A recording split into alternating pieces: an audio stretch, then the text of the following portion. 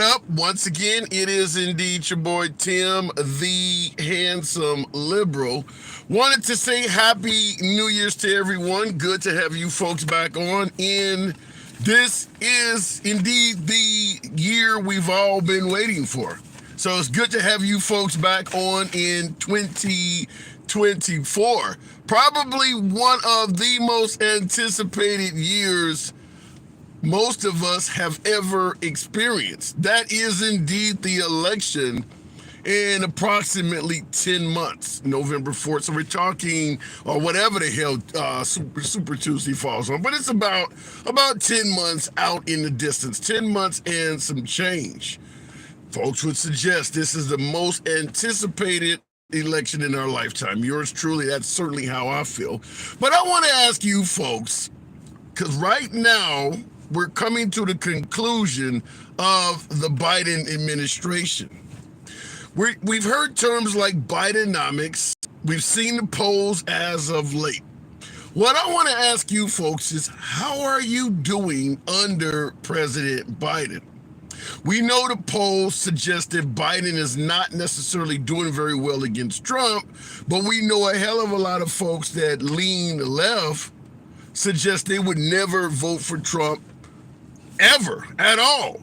So how is it that Trump is doing so much better against Biden, in the polls at least, even though so many folks are suggesting that they don't like Biden or Trump at all? I'm asking you folks, how are you doing under President Biden? We can talk about economically, we can talk about employment-wise, we can talk about, everything from your savings to your 401k to simply how much additional cash you feel like you have to live a nice life. Were you better under President Trump? And let's assume you did live more comfortable under President Trump, but maybe you have some issues with the former president. Would you be willing to accept those issues to go back to the life you may have enjoyed a little bit more under Trump than you do under Biden? So we got a few questions to be tackling there. Simply put, are you better off under Biden, or would you prefer to go back to Trump? Simply put, these are your two choices that it looks like we're going to be dealing with going into 2024. Haley, DeSantis, Ramaswamy, Chris Christie. Doesn't look like any of them have a chance, and it certainly looks like the Democrats are going to put Biden back up to the task. Yeah! See, Cooley, thank you for that hat and mustache. Thank you. Appreciate that. Starting the program off right. Tap the screen. You know how we do this. Nearly 1,000 of you in here already. Get your boy up to 5,000 likes. Let's make that happen. So I'm going to go straight to the box. I want to find out, what are you folks doing, or how are you faring under the Biden administration? Looking in the box, educating. Straightforward name. I should be educated here then. All right, fair enough. Educating. Good afternoon. Happy New Year. Good afternoon. How's it going? It's going great. So we're talking Bidenomics, as you've heard me state. How are you doing under President Biden as opposed to his predecessor, Trump? I'm doing slightly better, but I'm of the opinion that whether somebody's doing good or bad really shouldn't have so much to do with the president. Yeah, it's more. So if you're doing better under Biden, but you don't really think the president has a lot to do with the economy. So when it comes to these two gentlemen, Trump versus Biden, do you see any difference in their presidencies? Which one do you favor more? I would tend to favor Trump slightly more. I mean, it's all marginal. Trump was not perfect, and by no means am I going to turn around and endorse everything he did. I would say, to keep from falling into the ideological camps, I usually go with one compliment and one criticism when it comes to a politician. Okay. But let me ask you, because it's interesting you say the president has very little to do with the economy, because that is by far the number one accolade that most people give Trump is that they favored the economy under him. But if you're not giving him credit for the economy, what are you giving Trump the edge over Biden for if it's not economical? I would say it's kind of socio-political. His presidency, whether intentional or not, kind of exposed the administrative state.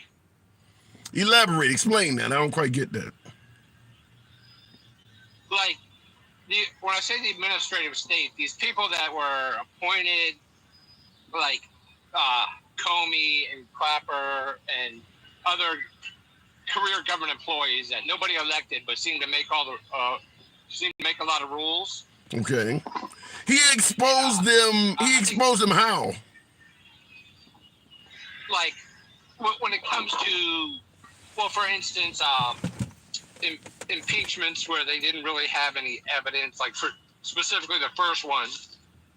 I mean, The Russian case. Yeah, I'm kind of the position that was fiction. Okay.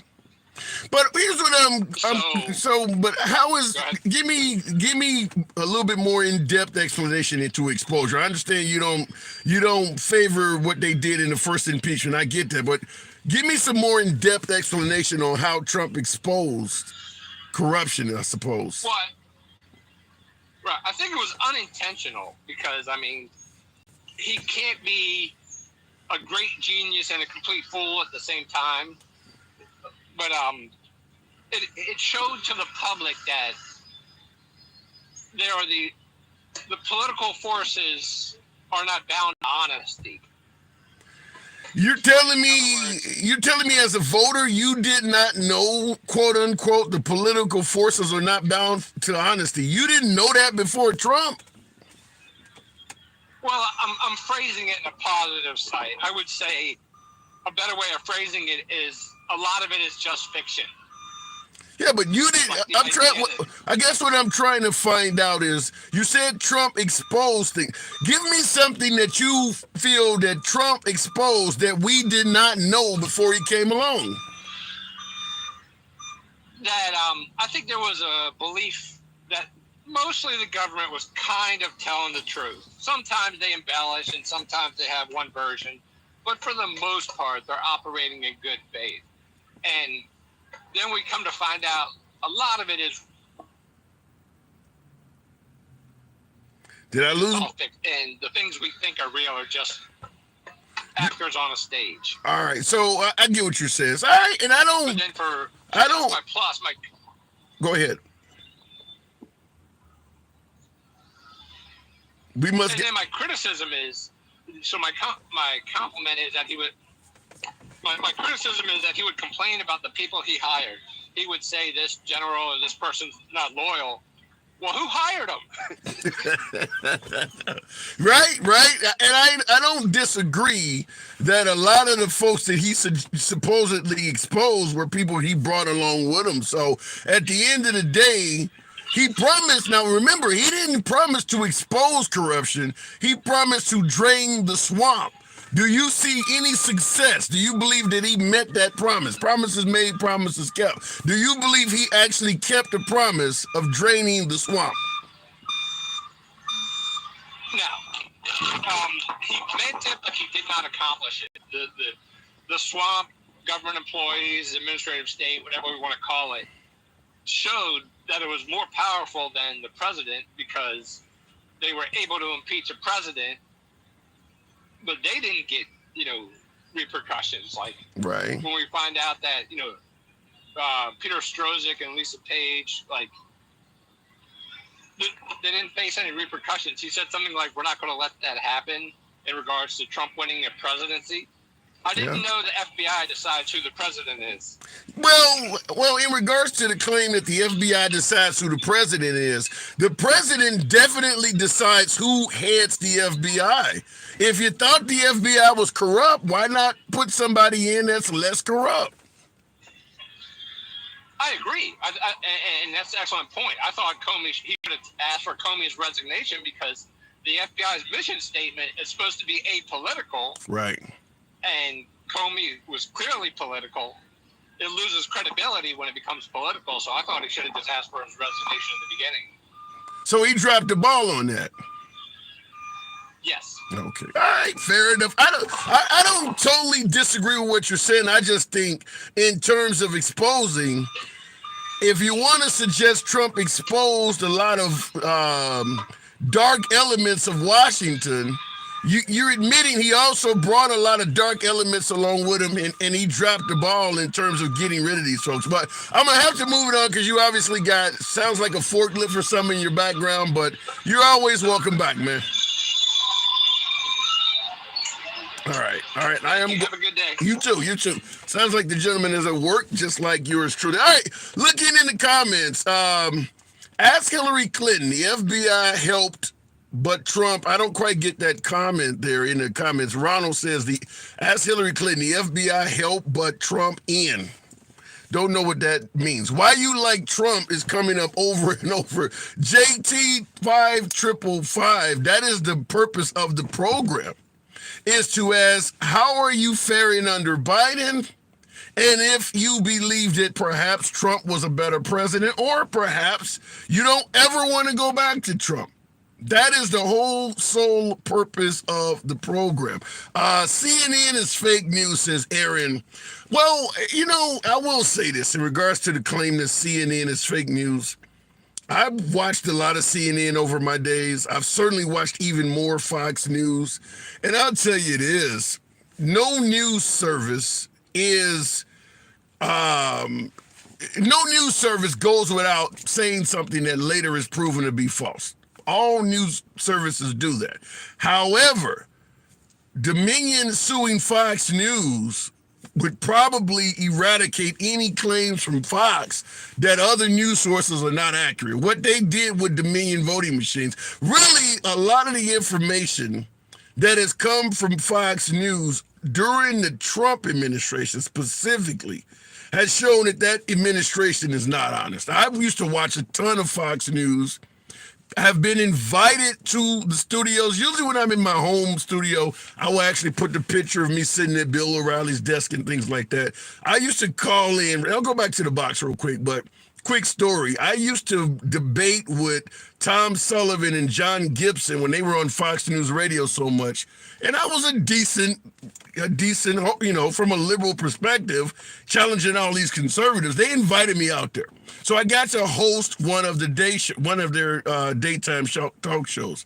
And I ended up seeing what it's like out there. I was a big Fox News fan. But under the Trump administration, I've kind of strayed a bit for the simple fact that they've went away from we report, you decide, calling themselves an honest news service to we're going to defend Trump no matter what. So the Dominion voting machines or Judge Jeanine Pirro getting on TV the evening of January 6th and saying that was Antifa, just throwing things out there in defense of President Trump. That is kind of swayed me. So when you say CNN is fake news, understand they're not the only ones. Going straight back to the box, tap the screen, get your boy up to 15,000. I appreciate the 500-600 of you are in here. We'll go straight to, I think it was Javon that was holding on, or what did I just hit? Having trouble with the box, but what do we got here? We got Dark. Does that say Dark Bridget? Yes, sir. That sounds kind of sexy. All right. Good afternoon, Dark Bridget. Wow. Okay. I love the name, but I want to ask, how are you doing under President Biden in comparison to his predecessor, Donald Trump? My stocks have hit an all-time high. I'm doing really well, actually. Really? So you favor the Biden economy more than Trump's? Absolutely. Absolutely. So why do you think about it? I couldn't work because he didn't manage the pandemic properly and handle his shit. So, yeah, I do.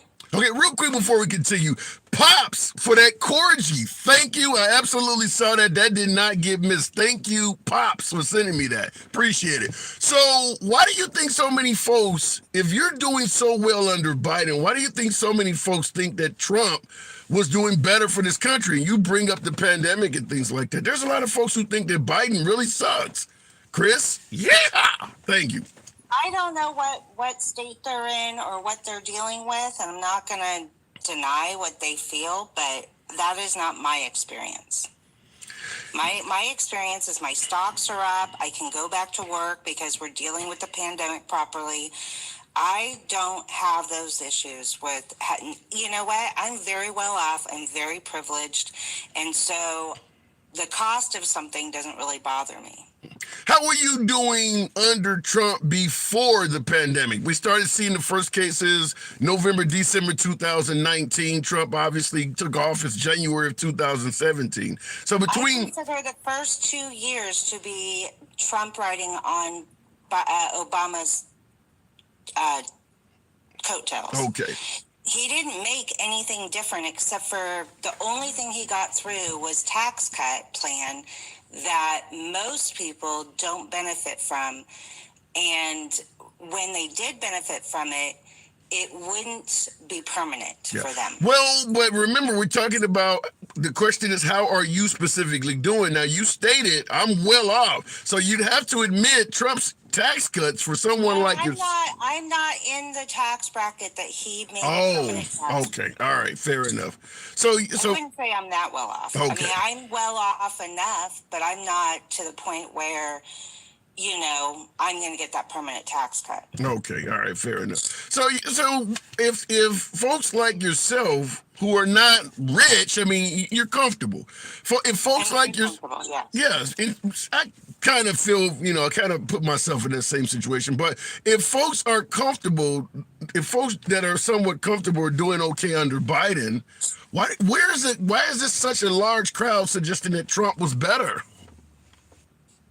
I don't know who they are. I don't get it. I don't understand because it's ridiculous that they can't follow from one second to the other what's been happening.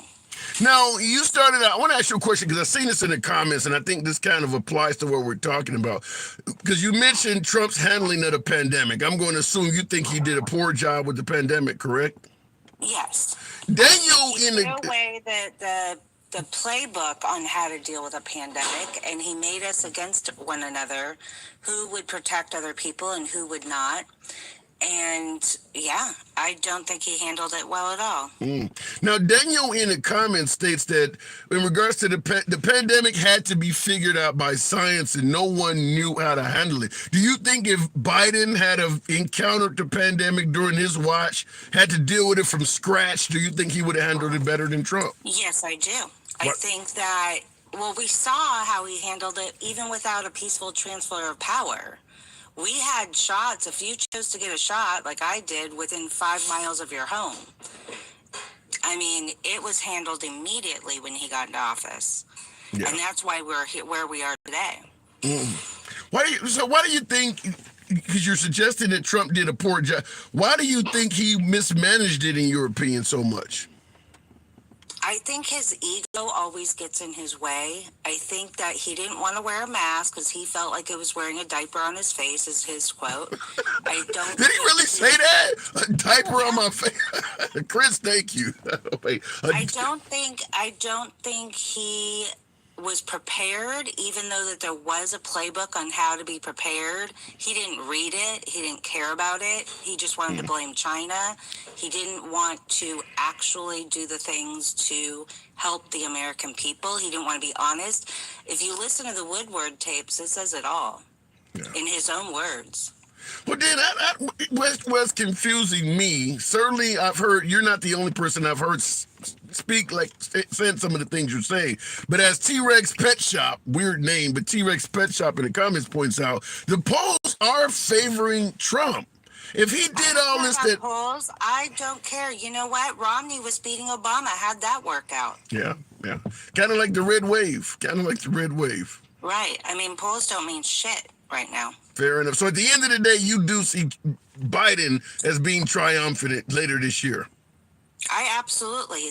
He is the president right now. We do not switch horses when you have the highest person in your party being the presidency. We do not primary the president.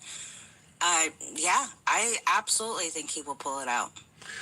But if for some reason we got number 45 back, how do you think America be any worse? I mean, you like what's happening under Biden. Have you read his plan?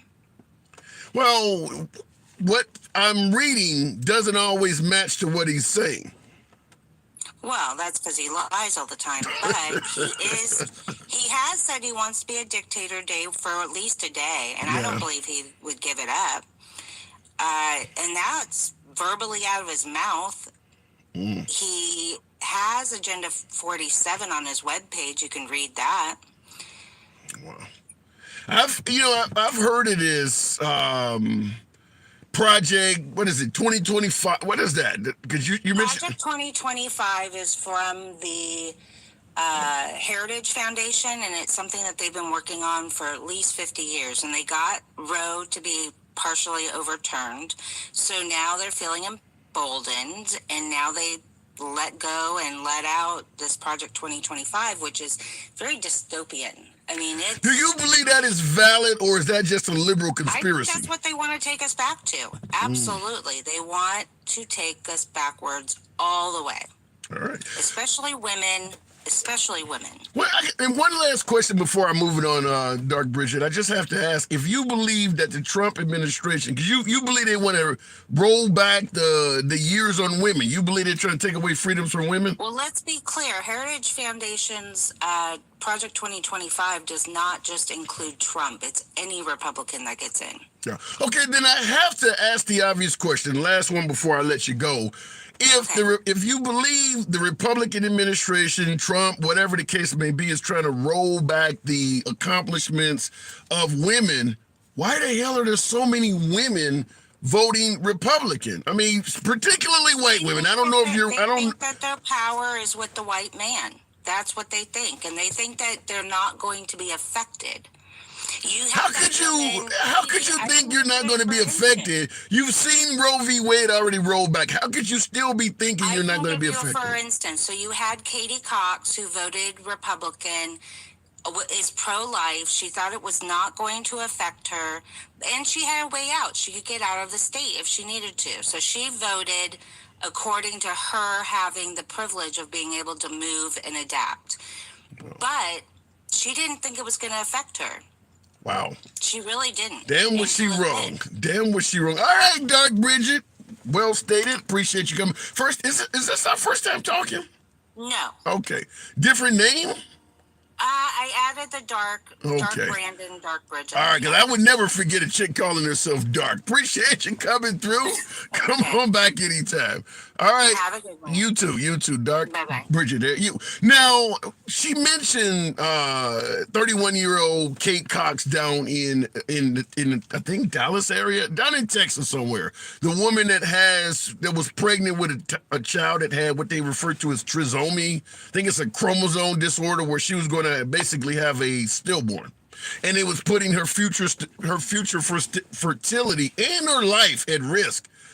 Well, according to my last caller, I didn't know this, but the woman has admitted she voted Republican, feeling like, well, it's not going to affect me. Yikes, if that's true. Looking in the comments, we'll continue the program on. Tap the screen, get your boy up to 20,000. But that is a legitimate question. If folks feel, a lot of folks on the left, if you feel like the Republicans are attacking women's rights, we can debate whether that's happening or not, or if it's states' rights, whatever. I'm not trying to sound like Nikki Haley, but whatever the case may be, if you think that they're taking away women's rights, there are a lot of women that vote Republican. You get a lot of the feminists where you men, if you want to take away abortion rights, you should also have to be sterilized or you should have to be castrated. It's not just men that are pro-life. It's a hell of a lot of women that governor of Iowa, governor of, I believe, South Dakota, I think the governor of Alabama. There's a lot of female leaders that are pro-life. So it's not just men involved in this. If you think they're taking away your rights, then go talk to your fellow sisters, and that's why they're supporting it. Looking in the comments, I already told Handsome to go read Project 2025. Yes, you did, Jedi Master. The Christian women, they are easily fooled. Yikes, you're saying Christian women are easily fooled. That might be a bit broad. There's a lot of Christian pro-choice women, I'm assuming, but maybe I'm wrong. Let me go straight to the box. Ask that you tap the screen. 600 plus. Get your boy up to 25,000. Do appreciate that. You know how the program is ran. We do not block, ban, or censor anyone. It's all about free speech here. The job is never to tell you what you should say, but rather what you have to say. So appreciate you folks that are tuned in. We'll go straight to Javon, the last guest we were trying to bring up, asking how are folks faring under the Biden economy? Talking Bidenomics. Javon, good afternoon. Happy New Year's. Good afternoon, sir. Happy New Year. Hey, so Biden is coming to a conclusion of his first term. Compared to Trump, financially, where do you stand? So for me, it's kind of a hard comparison to make. I do think that Trump did better, and this is coming from me, who's a very left-leaning individual. I do think Trump did better, but Trump also didn't inherit the presidency in the thick of one of the biggest economic pandemics we've ever had. I mean, if you look at other countries that have conservative leaders like Great Britain, they're also in the worst economic state that they've ever been in. So what you're saying, Trump did better, but you sound like you're kind of referring to like what my last caller said, where Trump had a better economy, but it's because he partially inherited one, whereas you're saying that Biden has made a huge turnaround he should get credit for, but he inherited a mess. Am I getting that right? Yeah, and I wouldn't say huge turnaround. I think he's done good enough, but you also have to take into account for the first 2 years of his presidency, he really didn't have control of the Senate. Yeah. Has he done well enough to deserve a second term? See, that's a hard issue for me because I really don't think that either of these individuals deserve a second term. If I had to pick one, I think I would have to go with Biden, but... Why not Trump? You said Trump did better than Biden. Why don't Trump deserve a second term? He did better, but that doesn't mean great. But he did better than the guy you're saying should get reelected if you had to choose. Why are you picking the guy that you feel did lesser on the economy? So I wouldn't say he did lesser because again he had a deficit that he has to crawl out of. I still believe he's crawling out of the deficit. Like if you look at Obama's numbers in his last 2 years, not his GDP but his actual growth percentage, he had one of the highest actual growth percentages of all time. So Trump inherited a fairly decent economy. He just had to maintain it, which I would say he did a decent job of maintaining it. And again, we didn't really get to see towards the end. We were distracted with a lot of the COVID issues, and that's the main problem with discussing the economics between both of these individuals is that there is a huge external factor, which is COVID. So let me ask you what I asked my previous caller, whereas we started dealing with COVID towards the end of 2019. By that time, Trump had already served 2.5 years in office. If you look at Trump's first 2.5 years before COVID, before the pandemic, does he deserve a second term? If we're talking purely just economics, maybe. And again, for those 2 years, he inherited a great economy from Obama, whether you agree with Obama's politics or not. We were in a good place in America. Same with the first 2 years of Trump's presidency. We were in a good place, and it was an okay economy. But I still don't think that Trump did a lot to contribute to that. And I think some of the things that Trump was setting into motion also did contribute to the economy we have now. I don't really like the trade war with China. I think that was negative on the economy. So let me ask you we're gonna speculate here because this is a response to a comment I'm seeing in a statement in the comment section by that Tweety girl. Now let's take the economy of Biden and Trump out of the picture. That Tweety girl says, I don't know why you keep skipping all of what Trump has been accused of. So let me taking the economy away from these two men. Let's start with Trump. He served before Biden. If you take the economy out of Trump's resume, take it off his resume, and you view everything else that would be on his resume, does he deserve a second term? I do not believe so, no. Why not? People like to say that our foreign relations were great, But really, the only foreign relations we were improving are North Korea and Russia. I feel a lot of other a lot of other diplomats did not care for Trump too much, and Trump was just a very divisive president. I mean, we saw guys like Barack Obama and John McCain at least coming down to the table and saying, I don't agree with this individual, but at the end of the day, I still think he's a good person. But Trump was so divisive for the country. I mean, look how split we are now. Yeah. Well, how do you respond to folks who would suggest that Biden, Dark Brandon, or Ultra MAGA maniacs or whatever? Some folks suggest that Biden is equally as divisive. Do you see any of that? I mean, if you look back to the Obama presidency when he was vice president, he was not as controversial. What is controversial is all the attacks coming at him. Yeah. That's what's causing the division. All right. And again, I don't care for Biden as a president either, but So asking, just to be fair, before I move on, asking you the same question I asked him in regards to Trump, have to ask it in regards to Biden. Taking the economics of the Biden administration out of the picture, does he deserve a second term? see, again, I wouldn't vote for either, but he has done some good things. He has done some good things. So in your personal opinion, stating you wouldn't vote for either, you don't think he deserves a second term?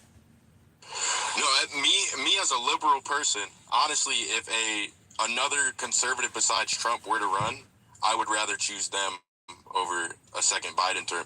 I think Biden just doesn't have the trust of the people anymore. So you would be willing to back, say, Nikki Haley over Biden? Yeah, I would be willing to back Nikki Haley over Biden. That's, again, I'm a social democrat. Vivek Ramaswamy over Biden? Not Vivek. He's just parroting everything that Trump You said that. You said that quick as hell. Chris Christie over Biden. See, I don't care for Chris Christie, but I would be fine taking him over Biden. And last but not least, Ron DeSantis. No, again, Ron DeSantis. So I think within the Republican Party, what I mean by saying another conservative, not somebody that hails so heavily from the MAGA ideology, someone like a John McCain who is less decisive. That way, I feel like we could get more unity. Basically, you're talking about a far right politician. Yeah, somebody that's a little more tame. And again, like their views, but it's just the mouthpiece and the way they use it is so decisive. People like Trump and DeSantis. And Vivek, I'm assuming you mean Vivek Ramaswamy and Vivek as well. Yeah. But somebody like Nikki Haley or like the late John McCain, somebody like that, that's a lot less decisive. I feel like we need to calm down a little bit in America right now. All right, Javon, well, I do appreciate you coming on. Before I let you go, real quick, what was the cause of the Civil War? Slavery. All right, think about that now. Think about that. I appreciate you coming on. Thank you. States' rights for what? I gotta go. Javon. All right, looking in the comment section, has the host talked about John Doe 36? What the hell is that? Somebody in the comments asked if I talked about John Doe 36. Calm what down violence? I don't, lost in your eyes. I don't quite get that comment. I'm assuming that word is missing, April, says we just a new person running for president. That's for all people and women's rights. Well, there's some people who don't want, because we understand when you say women's rights, you're talking about pro-choice. There are a lot of folks who don't want a pro-choice president. So when you say we just need a new president, that's for all people and women's rights. Well, if you're for women's rights to have an abortion, you're not for all people. The evangelicals don't want you in power. Looking in the comments, Jersey says, what about energy independence? I think that can be defined from politician to politician, because I've heard folks suggest we are right now energy independent. Biden's detractors are never going to agree with that. But I have heard folks state that right now we are energy independent. So it depends on who you're talking to with that. We need an individual in office, not far right or far left, says Alex Parsons. Well, I'll tell you something. If you're suggesting we need somebody that's not far right or far left, Biden was put in there to be that. Biden has pissed off a lot of progressives. Even when he was trying to promote tuition forgiveness, he was only talking about 10 grand. the AOCs, the Bernie Sanders, they're not happy with Biden. Biden is not a far left politician, but it makes sense for those who are detractors of Biden to paint him as far off as you can and make it sound like he's Bernie Sanders. Joe Biden is not far right. Far left. He's not far left by any means. Looking in the box, and I appreciate you folks tapping the screen, folks yelling MAGA in the comments. It's a MAGA-friendly program. Appreciate you here. MAGA are always my preferred guests. Nevertheless, liberals are welcome as well. Tap the screen. Get your boy up to 30,000. You could be anywhere you want to be. It's always a pleasure having you here with yours truly. We are running a simulcast on YouTube, so occasionally I do check in over there. It's a smaller audience, but I'm a Trumpster and I totally agree. YouTube says I'm a Trumpster and I totally agree that Trump failed on COVID, but there are no presidents who has had no failures. Bush invaded Iraq for false accusations. True, but due to the nature of what happened during COVID, this is not a small thing to fail on. This is a worldwide issue. It's not like failing on Biden's botched evacuation out of Afghanistan. That's a failure. President Obama's Fast and Furious, where cartel members got firearms and killed some Border Patrol agents, that's a failure. But when you look at failing on COVID, where you're talking, I don't know how many Americans lost their lives to COVID, but it's like the Vietnam War type numbers. It's a different comparable. That's all I'm trying to say. Going back to the box, I seen Furback 317 was holding, so I do appreciate that. Appreciate you folks tapping the screen. We might be to get up to 30,000 if you folks let your thumbs not be lazy. Furback, Happy New Year's. Good afternoon. Good afternoon. Happy New Year's, Tim. Hey, good to have you. So how are you doing under the Biden administration compared to his predecessor? I'm doing fine. I hate to make it about this, but we've been catching the flu for years as people that look like me and you, so we kind of just roll with the punches. Nothing changed. Okay, well, let's go with that. So in regards to minorities, folks who look like you and me, catching the flu for years, do you see President Trump? Do you believe he didn't really do anything bad during the pandemic? We were going to catch the flu anyway. Yeah, I guess we're just accustomed to dealing with the shit. So, whatever you throw at us, I see my mother, my grandmother, we always made a way. I tell people when they talk about gas and all of this, nobody's really committed to what they're talking about. If gas is too high, who's walking? Who's boycotting gas stations? Same, that's a great point, because folks talk about, well, the wages went up, so now you got to pay $10 for a Big Mac. I'm like, yeah, but who's starving to death? Everybody's buying them. McDonald's still has plenty of people in line. So, but I have to ask you, based on how you're talking, though, Furback, you're making it sound like you really don't see any difference between Trump or Biden. Is it the same for you? Well, the difference, I believe, and, I always tell people, if you stand for something, I'll pay $10 a gallon for gas. I want an adult running the country. I don't want a petty president. Do we have an adult running the country right now? I believe so. So, go ahead. Did you say an adult running the country? How do you feel when folks suggest that Biden is in cognitive decline? Let's be consistent. Is he dark and sleep? Is he, I don't understand. Is he a mastermind and sleep? They're saying that the man has early signs of dementia, doesn't, sometimes he walks off stage and he wants to shake hands with somebody that doesn't exist. They're saying stuff like that, like he's starting to fail mentally. Okay. I can say the same about the other guy. I think you can have the slow, dementia guy, or you have the guy that's just rambling and talking about nothing. Both of them can be seen now. Well, give me some examples of Trump where you think he don't show senility, or as you say, rambling, talk about. Give me some examples, because a lot of folks believe Trump is quite alert in, within his faculties. Well, anytime I see the accordion hands with Trump, I know here comes the bullshit. It's crazy you say that, because I think either the Trump administration or someone, and I'm kind of doing that shit right now myself, but either the Trump administration or a group that supports the Trump administration is running a video suggesting that Ron DeSantis wants to be like Trump, and they do a split screen where they show Ron DeSantis doing the accordion hands and saying a lot of the same, having the same mannerisms as Trump.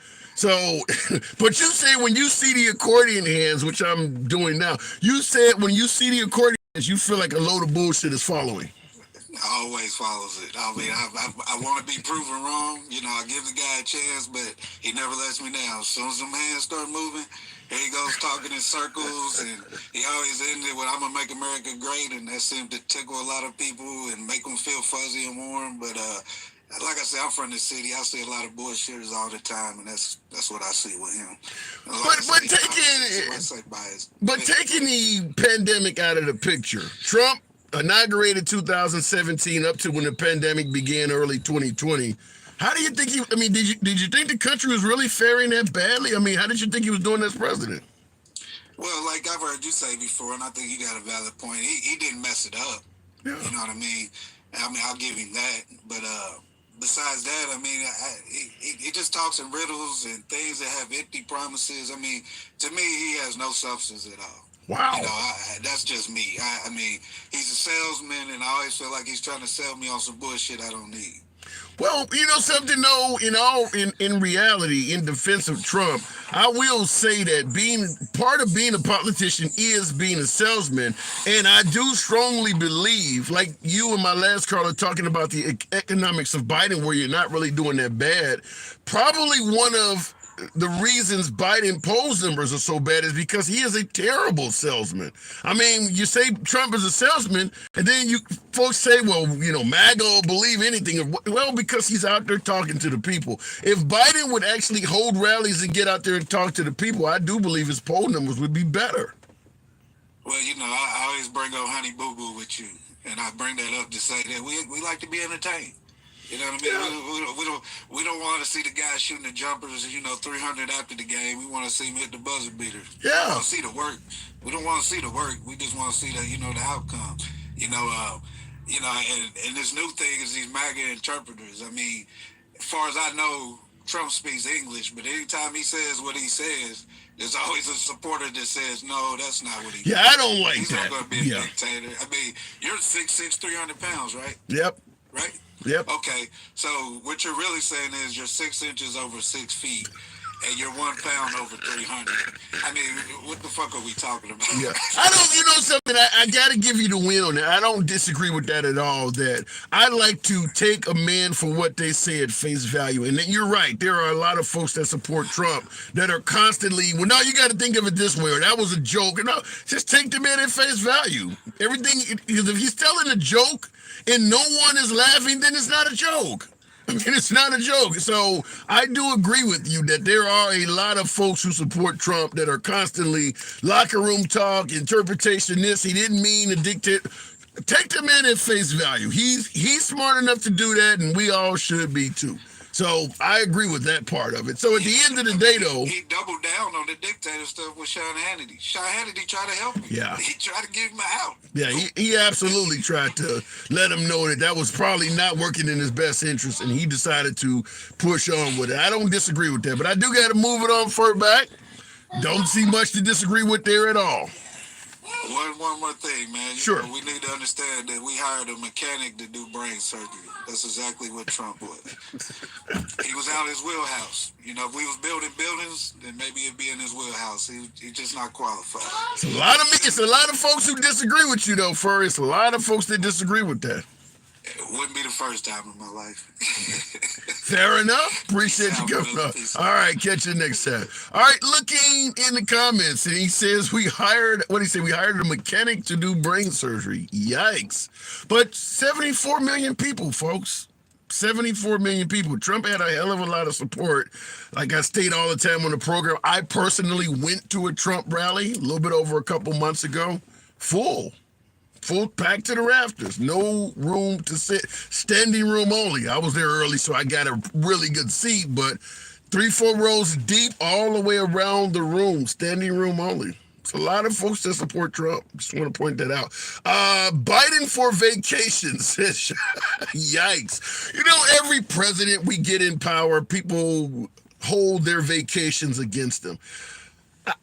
Before I go back to the box, and I do appreciate you folks trying to get your boy up to 50,000 likes. If you would do that, I'd be greatly appreciative of that. Helps out the algorithm, brings in more MAGA. You know how we run the program.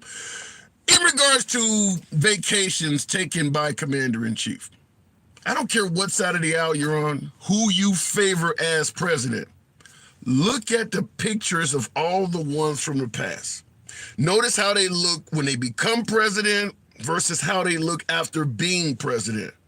You're going to tell me they don't need a few extra vacations? Really? I don't believe that if you take on the most stressful, probably the most stressful job in the world, folks should be counting your damn vacations. You know they're taking phone calls when they're on vacation. You know that vacation is not 100% pleasure.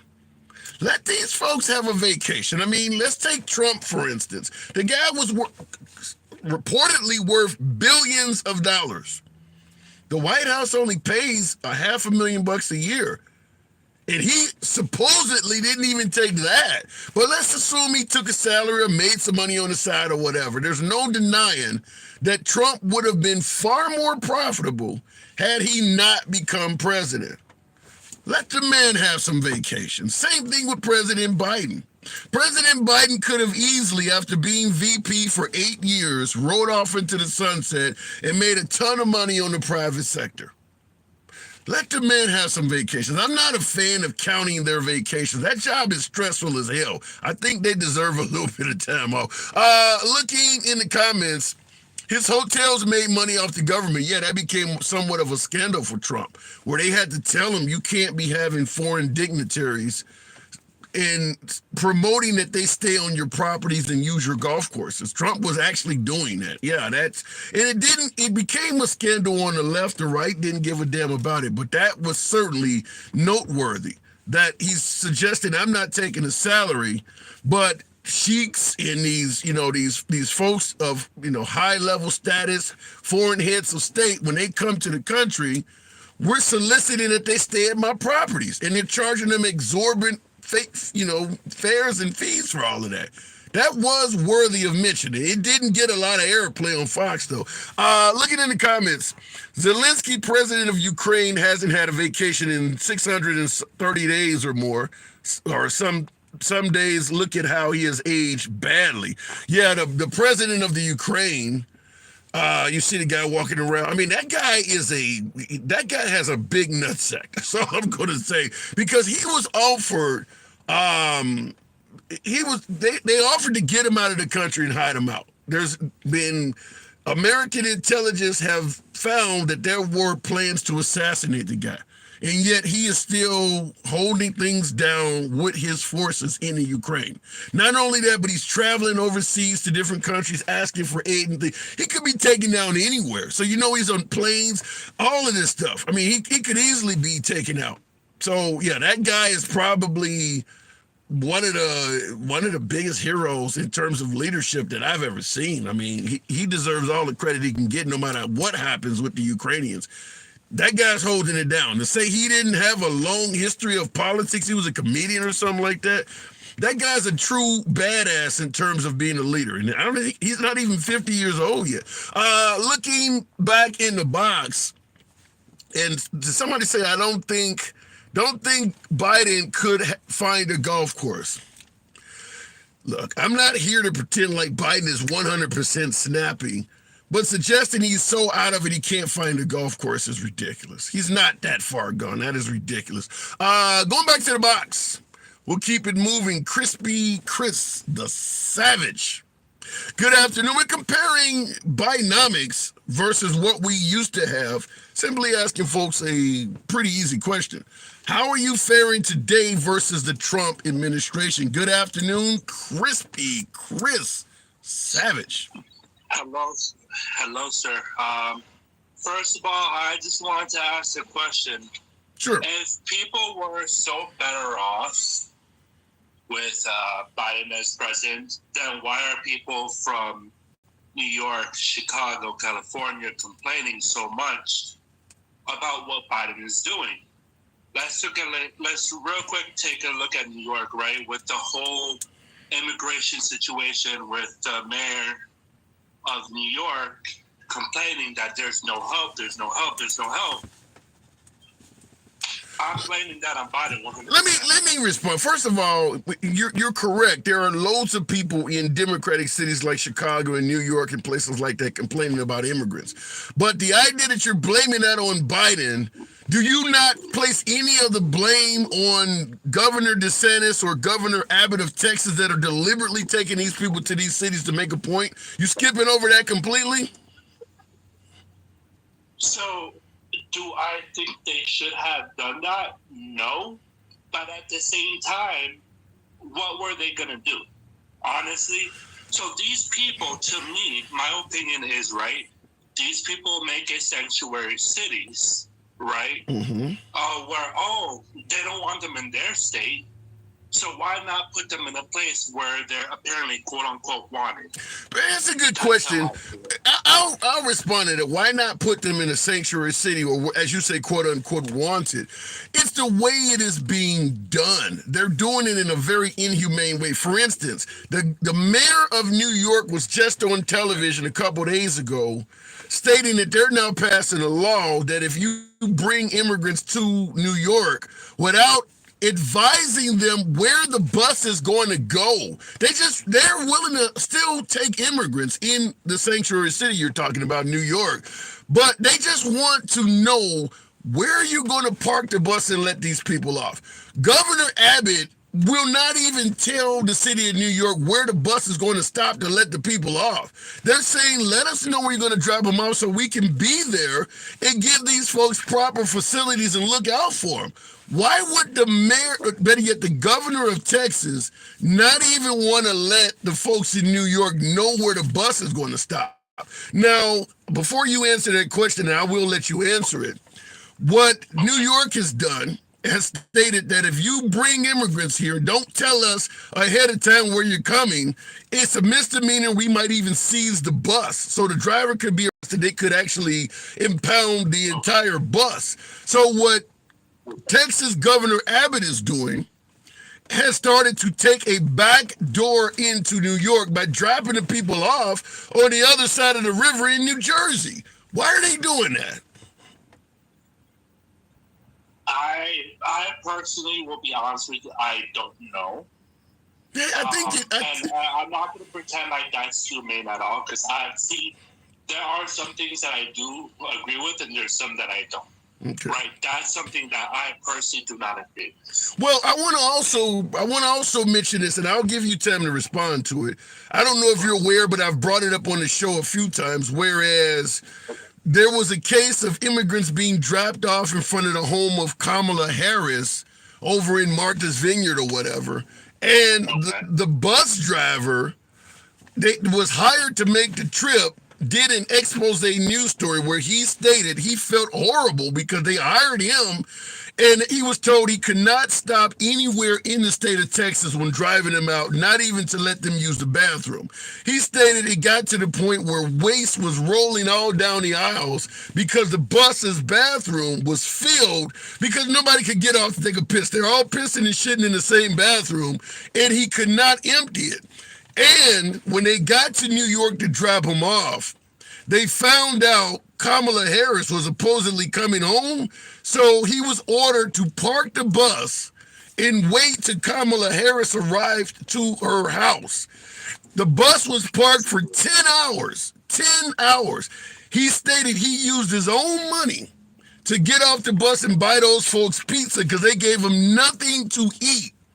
And then once he was told to drive to Kamala Harris's house, remember he was supposed to go to New York. He was told to drive to Kamala Harris's house. Fox News crews and everything was there. And his statement was, how the hell did Fox News know what we were doing? That is what's happening from one of the biggest Republican government. Why are they doing that? So again, I don't have an answer to that. I will again be very honest. again, right is right and wrong is wrong, right? I don't agree with everything that the Republican Party does. Now, nor do I agree with everything the Democrat Party does, right? Right.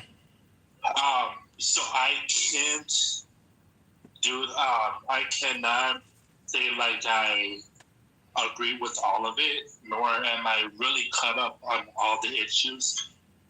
Honestly, because I try to stay a little bit out of the news. You know what I mean? Yeah. So, but personally, let me ask you this, and this is gonna be, I feel like, a fair question. Okay, so if you were a Republican, right, and you wanted to see fairness done, right, like if you wanted to see justice done, what policy would you pass, or try to pass, to make it fair for both immigrants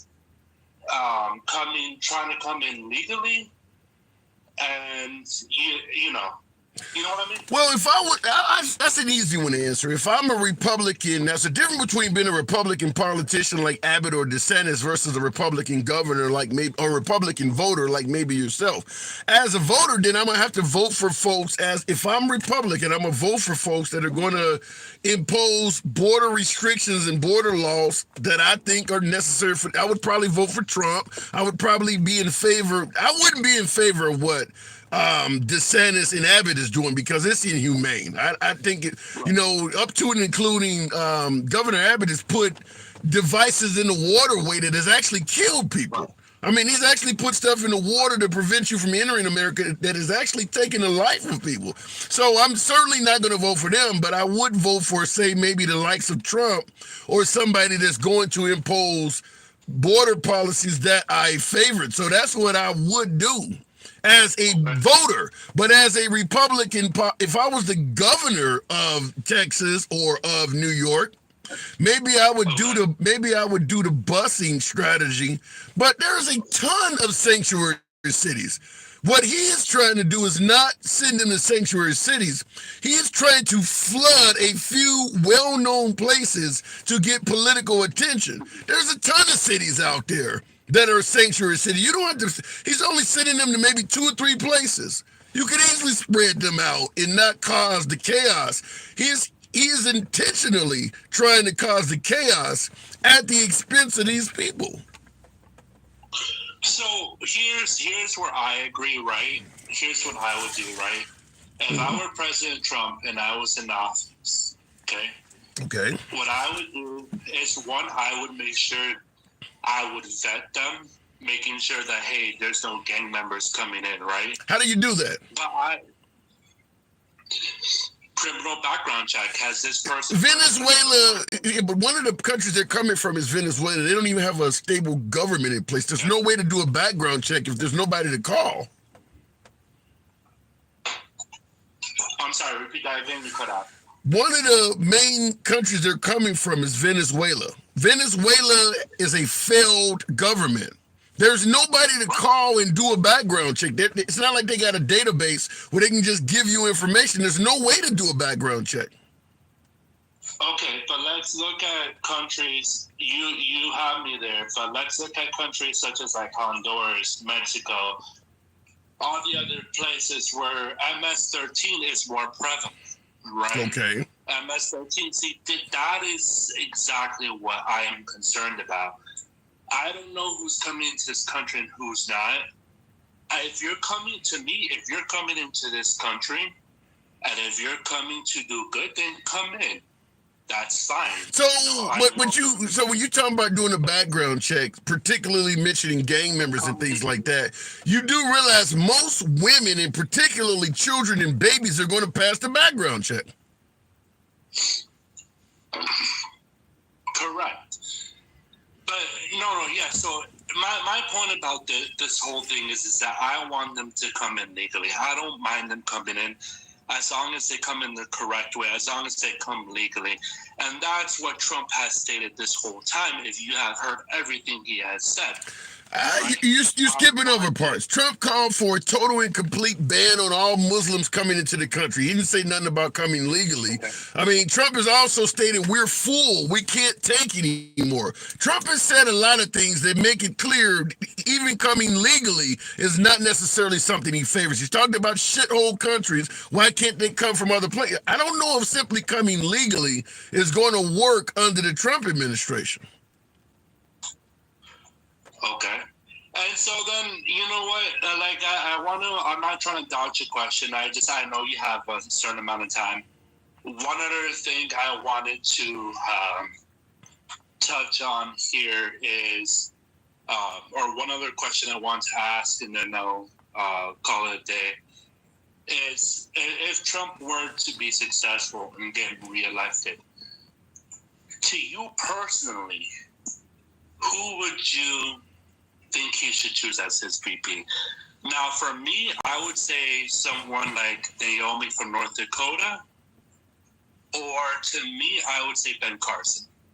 I love Ben Carson. Yeah, and I think just like with any VP, they pretty much operate in the shadows. I don't think it would matter. I mean, I've heard folks say he should choose everybody from Candace Owens to Vivek. The thing is, Trump takes the air out of the room. So it doesn't matter who he chooses as a VP. You're not going to see much from that person anyway. It's like his wife is the first lady. You didn't see much from her at all. I mean, Trump is going to dominate. So whoever he has for a VP, in my opinion, I don't think it's going to matter much, because let's say he gets a VP that is more moderate and wants to reach out. I think Trump himself would be like, you've gone soft. You had the likes of Mike Pence as his VP. Mike Pence was pretty much invisible during Trump's administration. He's not really known for accomplishing anything. So I hear what you're saying, but I don't think at the end of the day it's going to matter. Okay. So personally, the reason why I personally do think it matters, right? Okay. I care about personally. Let's look at what him and Steve Harvey, Ben Carson and Steve Harvey, and President Trump did, right? There's videos on it. Go look at it. Okay. Steve Harvey had a whole show or a whole hour-long video about it.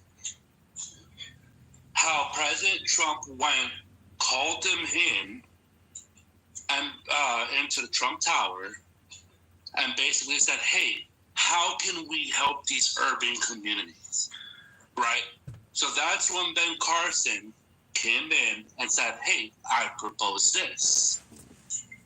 I like Ben Carson for those reasons. All right, that's a fair point. I got to move it on, but I'll respond more in kind to that on the other side. But I do appreciate you coming in here, Chris. All right, appreciate that. You too. Now, the last caller is correct.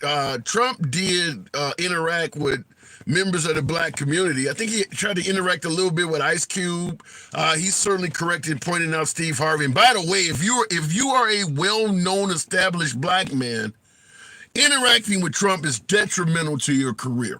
The only African Americans that have benefited from interacting with Trump, for the most part, made their fortune off of interacting with Trump. But if you were already a well-established African American and you began interacting with Trump, the only way you're going to remain successful is you're not making most of your money from African Americans. Larry Elder or somebody like that, who was a conservative talk show host before Trump came along. Well, most of his customers or his consumers, folks listening to the show, are not African Americans. But if you're someone like Steve Harvey or Dave Chappelle, I think, was on Saturday Night Live. Lil Wayne got pardoned by him, but you don't hear Lil Wayne really talking about Trump at all. The fact is, I don't think there's anything Trump can really do to gain favor with the African American community at this point. Even though his numbers are climbing in the polls, I mean, he still gets, I don't know, maybe 20% of the black vote, which is better than Bush and Reagan. But in terms of getting more than 50%, I don't think there's anything he can do because, like my last caller pointed out, well, he asked Steve Harvey, what can I do? And they may suggest, one of the things that is never coming up is you can probably stop saying things that the African-American community feel are intolerant. That doesn't come up because you really can't control Trump's mouth. So even if you do something that benefits the African-American community, but then you follow up and say something that is awful, it's hard to get the people to ignore that. And we know Trump says things. Even MAGA admits, I'm not a fan of all the things he's saying. I think since day one of the biggest jobs of Trump supporters has been trying to get people not to put so much stake in what's coming out of his mouth because they admit it's not always the best. Looking in the comments, and Jersey is correct in saying actions speak louder than words. True, but words are not quiet. Words do have meaning. There's no way you're going to be in charge, commander-in-chief, 330 million people, and nobody pays attention to what you say. That makes no sense at all. Hillary Clinton, deplorables, that meant something to folks on the right. When Obama said they cleaned their Bibles and guns, that meant something to people on the right. So when Trump states and says things, it means something. People don't ignore what's coming out of your mouth. That doesn't make any sense. Looking in the comments, well, if you took that poison jab, that's on you. Laughing my ass off. People are dying, but no sports. All praises to you on YouTube is suggesting people are losing their lives from the jab. Listen, like I say on my program, we don't block, ban, or censor anybody. When I say we get callers that are left of Bernie Sanders all the way to I'm having dinner with QAnon. That's the type of statement we're talking about. In this country, talking about the jab, in this country, over half of our residents have been vaccinated. You're literally talking well over 100 million people. Everybody in this country knows at least 5 people that has been jabbed. Even if you live on the middle of a fucking farm, you know dozens of people that have been jabbed. If it was as poison or dangerous as folks on the right, there would be bodies everywhere. It would look like the morning after a nuclear bomb went off. The idea that is taking lives in mass makes no sense at all. It would be different if only a few thousand people had it. You could hide. Were they hiding the bodies or they're not telling? You're talking 100 million people. There's no way they could hide the devastation that would be doing to people. Even if they wanted to. You're talking over 100 million people have had that. It's not anywhere near as dangerous as people were saying. Certainly if you're talking about people driving out, that's just not happening. And by the way, I'll go to the box. I had an individual friend of mine, leans right, told me when I got jabbed, I would be dead by 2021. Told me in December 2021, I would probably be dead. Said it was meant to thin the herd. People come up with some crazy stuff. It's just not happening like that. Looking in the comments, do you think Trump will debate? Yeah, I think he would debate Biden. I would not advise Biden to debate Trump. Going back to the box, appreciate you folks that are holding on. Beeman Freestyle. Good afternoon. Happy New Year's to my boy Beeman. If it lets you up. Beeman, good afternoon. Hey, can you hear me? Loud and clear, loud and clear. Talking about the difference between Trump versus Biden economically. Any difference in your life? To be honest with you, no. I don't know where people's getting this from. I've gone on a couple other lives and people are sitting there saying, well, under Trump, I got more money, my taxes were better and all this, and I'm thinking to myself, I think you're full of mess. Okay, well let's take a dive into it. Let's go into it. What about what you paid at the grocery store? Any difference for groceries under Trump versus Biden? Absolutely. But you got to take into consideration we went through a whole pandemic and why things inflated. Like, you're sitting there blaming. It's so crazy to me. You're sitting there blaming one person for the for an entire for the United States going into inflation. It makes no sense. Yeah. Let me interrupt you and say this. Hold on, I'll let you continue, but let me just say this for folks watching. For some reason, TikTok has been doing this. I understand some of you folks are seeing a purple screen. It will go away with the current caller once our conversation breaks off. The video will. I don't know why this happens, but it does. So bear with the program. I do appreciate you folks letting me know. But so you're saying, financially, though, you're talking about the price of groceries and things like that. You're saying what, Biden has no control over that? I'm saying that it's not one man's fault. It wasn't Trump's fault. We went to war. It's not Biden's fault. We went to war. What I'm saying is that it's a domino effect with anything. Nothing just up. Okay, for some reason, TikTok took down the live stream. I do not know why. It could possibly be somebody reported. Talking to you folks on YouTube, the TikTok program just got taken down. I don't know why. In a global, it's saying misinformation. So I don't know if we get folks that, hate the fact that the program is growing and things like that. So it could have been a liberal report, and it could have been a conservative report, or it could have been a TikTok gods. I don't know of anything really controversial that was said other than the discussion of COVID.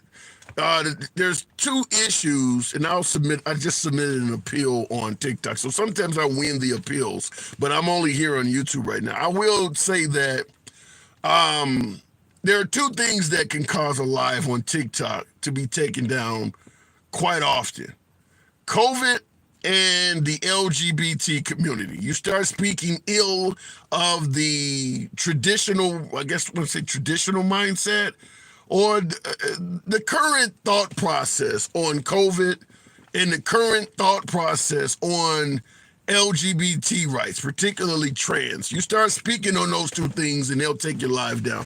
And I was mentioning, because one of the YouTube comments here, someone suggested that you could lose your life from having been jabbed. I guess maybe I mentioned the word jab too many times. I don't know. We'll see how the appeal goes. If not, I will be on the backup page too, because they take you down for a week. But I have two pages we actually interchange. One is the handsome liberal. The other one is the handsome liberal without the final L. So if you type in handsome liberal and don't put on the last L in liberal, you'll see, and it states on there, this is the authentic backup page. So Monday through Friday is when we're here, and if we have to go to the backup page, we will do that. Looking in the comments here on YouTube, Big Dog says TikTok be tripping, man. Shaking my head. Yeah, and they do. But it's also sometimes the viewers. It's not uncommon for the viewers of TikTok as well to voice reports when they're here. Particularly, in my humble opinion, I think it's more liberals that do it. Usually after I get a very far right caller is when it happens. You get somebody in there that's saying things that people feel are intolerant or bigoted or homophobic. That's usually when it happens, but there are folks on the right that report things too. I have had callers on that were very far left, and boom, the minute we got off, they got taken down. So it happens on both sides. I'm not here to say only one side does it, but I do believe, based on my analysis, the liberals are quicker to report than folks on the right. Just looking at some of the comments here. Wow. Trump tricks people with that claim he cuts taxes. He is talking to a specific group of people, the top 10% rich people, that it's not anyone else. So technically it's subliminal, and ignorant people don't. So I don't know if I don't want to suggest that all supporters of Trump, all MAGA, are ignorant. There are legitimate reasons to support Trump. There are legitimate reasons to support Trump that has nothing to do with being ignorant. Just like there are legitimate reasons to support Biden. It all depends on what is going on in your life that you're voting for. I mean, everybody, as we know, everybody votes for different. We don't all vote for the same reasons. So there are legitimate reasons, no matter what side you're going on. Looking in the comment section here, Trump's middle name is Captain America at this point. I don't think so. But he said he's a hero. I think look, he didn't win the last election. So there's a lot of detractors of Trump. Whatever number of people voted for Biden, what is it, 80-something million? I would assume at least 70% of the people that voted for Biden are guaranteed to vote for him again. That doesn't mean Trump may not win, but I do believe most of Biden's base that supported him in 2020 are going to vote for him again. Trump cannot be Captain America if Biden gets that many votes. I think you're overstating it. What happened to the TikTok live? I don't know. They took it down suggesting misinformation. Somebody probably reported it, but I did file an appeal, and right now it's saying that I guess it's going to be, the appeal approved. Wow, that's crazy. I mean, I was probably only 30, 40 minutes from going down on the live, but I'll start it back up. I mean, I actually won the appeal that quick. So apparently the TikTok gods, or whoever the hell they are, looked into why I was taken down, and I've won the appeal already. So the program is back up. I'm not even going to go through the monologue. We're just going to complete the program from where it was. So understand, for you folks that are here now, because I got over 20 people here, that's more than normal for YouTube. So for you folks that came over here from TikTok, understand that TikTok is back up now. I am currently live on TikTok as well. So whatever happened, it was obviously a bullshit complaint in which I was able to file an appeal and emerge victorious within 5 minutes. That was really fast. All right, so we're back on TikTok as well. I see the numbers are only like in the 40s, and it's counting up. We had several hundred people on here. So understand, TikTok is back up. But while we're waiting for TikTok, we'll go straight to a caller in the box, FSU. I don't know if you were listening to the program earlier, but I don't know if FSU, can you hear me? I can't hear you. Can you hear me? Yeah, loud and clear. Were you listening to the program before I got taken down? I was about 5 minutes in, so I didn't catch much, but I know you were talking about the economy and the Biden versus Trump economy. Yeah, and that's what we're comparing. So how was your life any better or worse under the Trump economy versus Biden? Well, I won't say my life was better. I like to think that, I worked very hard for my life to continue to progress and get better. So I like to think that my life is better now. But I think most Americans don't manage their finances properly. It's something that we should all be actively trying to improve. Okay, well, let me say it this way. I don't disagree with you at all that Americans live above their means and don't manage their finances. Not here to argue that, but when we talk about what folks are paying at the grocery store, what they were paying at the pump, this is something that would affect you even if you have very little finances to even manage. You don't see any difference at that level from Trump to Biden? So there's a couple of layers to it. I think most people are aware Trump gave, and the Republicans in general are advocates for less taxes. So I think Trump gave a temporary tax cut to most Americans. Yes. He gave a permanent tax cut to corporations. So I think most people will see that as they prefer Trump. They won't take into consideration that, our debt has increased substantially under the Trump administration. Compared to other presidents, and even in his 4 years, I think he contributed as much to our national debt as Obama did in 8 years, and Obama was pulling us out of a recession. So, but is Trump's debt those stimulus checks? Is that a large portion of it? I think it has a lot to do with it, and I think Trump. I think if in hindsight, in 20 years from now, we're going to look back and say we gave out too much money in stimulus checks, the PPP loans, all of that stuff. I think was overkill. But again, I think it was necessary. But if we're just looking at it at face value today, when you look at employment, I think we're at 3%. Inflation is at 3%, especially when you compare and contrast the United States to other countries in Europe. And they're at. So let me ask it to you this way, because I get your point about the economics of Biden. And folks that are watching, I understand that the screen is blank once again, but once this call is disconnected, the screen will go back to normal. So bear with me for a quick minute here. Do you think Biden deserves a second term? I think he does. If nothing else, I haven't seen a Republican candidate, and I would love to vote. If there was a fiscally responsible Republican that offered solutions, I would be. I'm kind of in the middle. I lean left, honestly, if I'm being completely honest. But I'd have no qualms about voting for a Republican candidate that has some fiscal solutions for our country. I just don't see that in Trump. He'll likely get the nomination. Just everything, like repeal and replace. Replace with what? I mean, yeah. I think you look at what Romney had in Massachusetts, if I'm not mistaken, the Affordable Care Act was kind of modeled after that.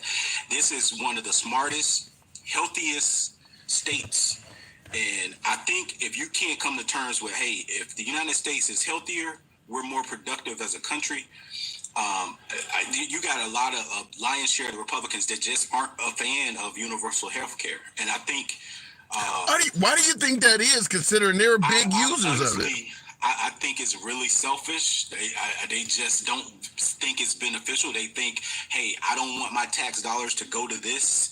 And I think it's like a polluted mentality, because I can tell you 100%, if your state is healthier, your state is more productive. It's just one of those things that common sense tells you it's beneficial to us all. Yeah. I really don't have.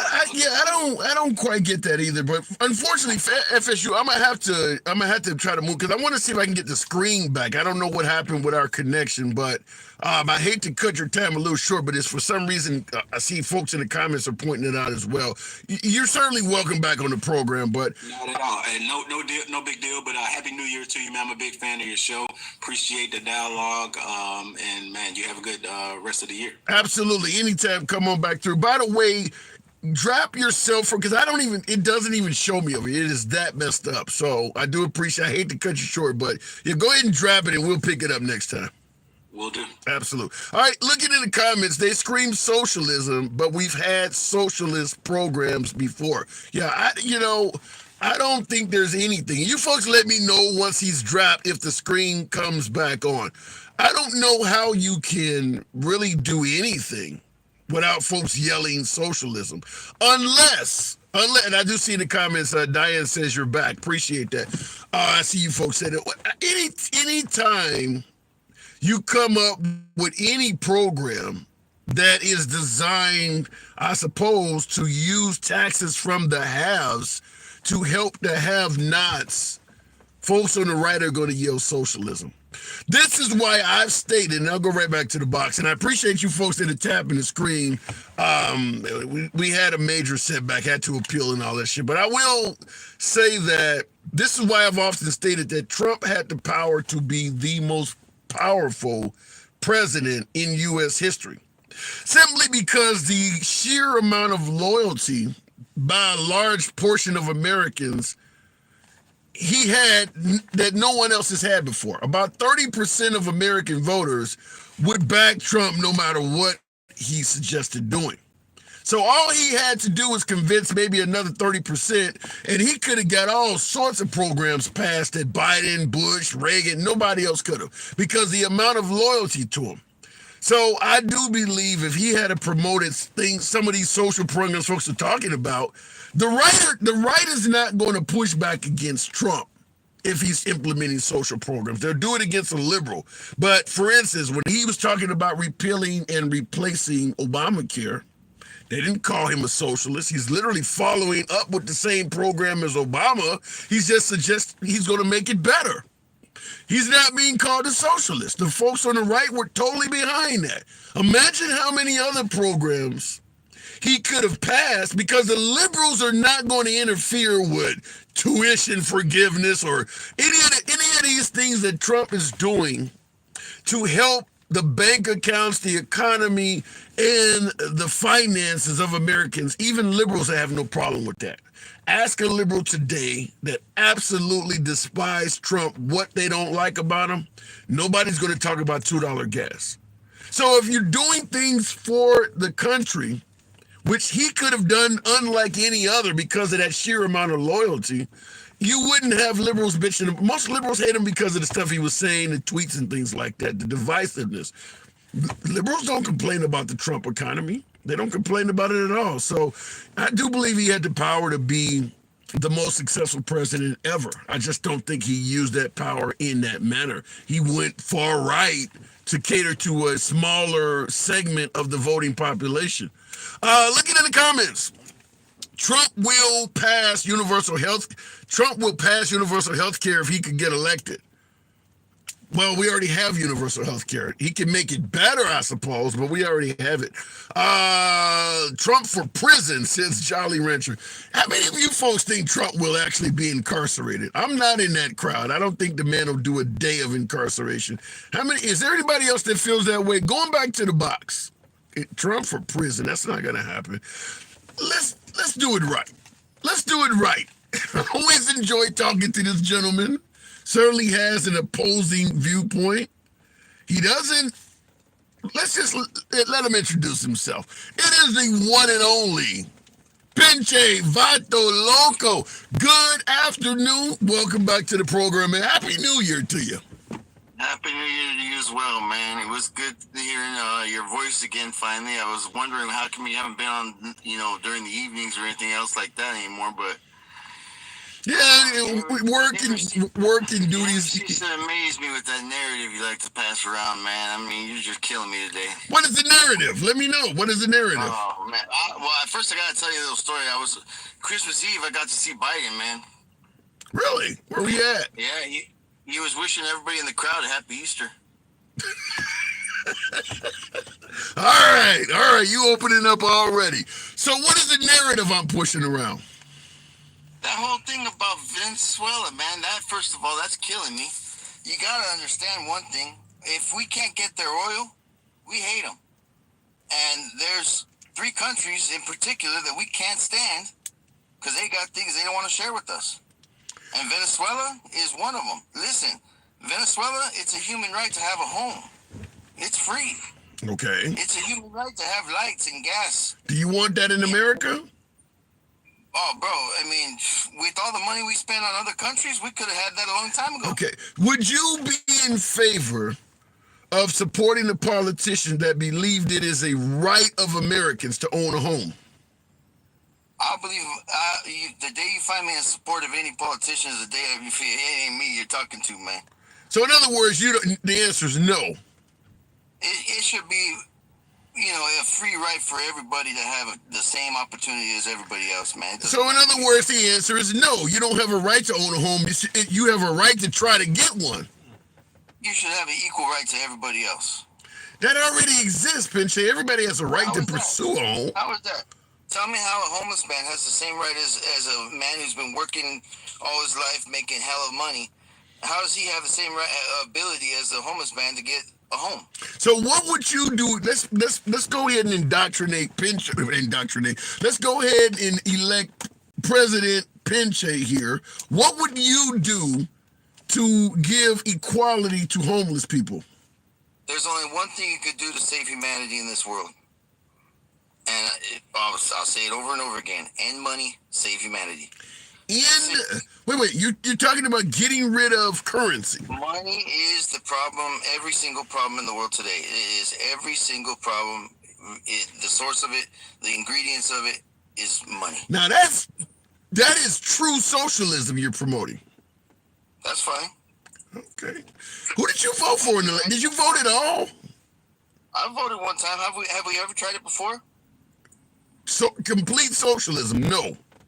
Have we ever tried to eliminate money before? No. Then how can you say anything about anything whether or not it works? How can you, okay, wait a minute. How can you eliminate money? How can a society function that way? If you got something, or Well, you, your money's backed by our labor as it is already, right? Our fiat currency, that's what it's backed by, right? I mean, it's not backed by gold. It hasn't been backed by gold yeah, since but 1970. Vince, if you get rid of money, people are just going to make money out. Like in prison, for instance, they make money out of stamps. They used to use salt and sugar. I mean, you're going to find something else to make current people. You need money in a civilized society. People, like if you, let's say you got a skill that I need. Indoctrinated. You're What? indoctrinated to believe in that. You're indoctrinated. Listen, how can you get rid of all the evil in the world if you got the rule of all evil in your back pocket all day long? Every day? I don't see how you can get rid of money. I just don't. I mean, What somebody is like, our natural currency? What is our natural currency that we were created with? what do you mean? Gold and silver? What We do you have a think? natural currency. We have a natural currency. Which is what? Our God-given talents. So what if an individual, let's say a person is 80 years old, physically disabled, what God-given talents are they going to have to be able to survive? That's different, man. That's looking out for your elderly. I mean, that's something that's a So they become a humanitarian type of thing. so your retirement plan is a charity case. Your family have to look out for you. No, I think we all should be looking out for each other. That's what is there any society on earth that tries this? Probably not. But Why do you think that is? because here's the thing, Tim. We can continue to, and because we're dumb humans. That's just what we are. We're going to continue to bang our heads against the wall, trying to figure out a way to make this corrupt society work for us. And until we, wear each other out or basically eliminate ourselves, we're not going to get anywhere. And that's just going to be the fact of it, because nobody will ever take that step. Yeah, I think what you're suggesting is impossible for the simple fact that humans are inherently greedy. You're creating I this. get that, and I'm with you, and I agree with you, Tim. Don't misunderstand me, okay? I understand that that'll never happen. But you asked me what I would do to make the system work, and to me, that's the only solution that's out there. Because everything else that we've tried has never worked. People keep on unaliving, people keep on having to suffer, and it's because of one thing and one thing only. See, here's the thing, it's natural versus unnatural. A machine or a car or any kind of whatever will it'll function perfectly for as long as you want it to, as long as it's running in its natural state. If it becomes unnatural when it's being forced to run in a way that it's not supposed to run, it begins to implode. Well, let me ask you that. Speaking of cars and technology, do you think we will be as technologically advanced as we are, whether it's machinery, medicine, you name it, if there was no money? If people couldn't get rich, do you think we would still be as far along as we are technology-wise? Here's the deal. Even the richest man can be the most oppressed man. But that didn't answer the question. Well, I mean, to me, is that really rich? What is rich? Living to be 85 to 100 years old when people were actually used to live to 20, 40 years old. I mean, that is certainly a technology, medical marvel. I don't even think the creator, God or whatever it is, meant for us to live as long as we do. That's due to technology. You think we would be as far along? The Bible says they lived there 900 years and shit like that, man. Come on, man. That's ridiculous. I mean, you can't say that. What you just said is contradictory. Listen. They didn't have a calendar. I mean, man, because that's the number 2 problem in the world. There's only 2 issues in the world.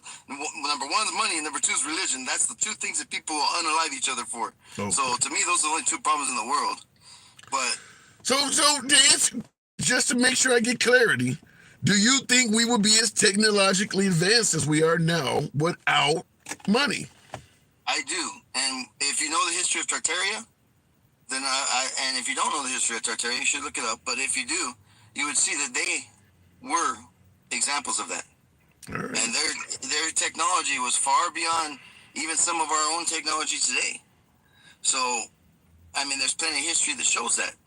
Even the hieroglyphics inside of the pyramids will tell you that. Okay. I gotta listen. Even though I'm disagreeing with you on virtually everything, there are a lot of folks in the comments that are saying that you're right. I'm seeing a lot of folks that this is one of the first times I've had you on the program when you're resonating with a large portion of that. Because normally you're saying things like Trump created a second independence or a Declaration of Independence or Hillary Clinton has been hung already. This is different. This is a bit different. People are actually agreeing with you. I don't normally get that. Hey, I'm just calling it as it is, man. And I understand that my outlook on things or my information that I've found through my digging may be different from what most have found. But I can tell you right now that, being that the internet is in layers, if you're looking at the first layer of the internet, you're only getting what's been filtered to you. So I go deeper, and I have different sources where I look deeper from. I've sent you a lot of information, and if you still haven't, I've read. Listen, I get a. Obviously, folks send me a lot. I've read, and we've talked outside, but I get a lot of stuff. Just so you know, everything I sent to you, it's been something I've looked through, checked, and approved to be sending to you. Most people, if I'm just gonna randomly just repost, I might agree with it a little bit or whatever. But with yours, I've been making sure that everything I send you is worth your look. All right. But, okay.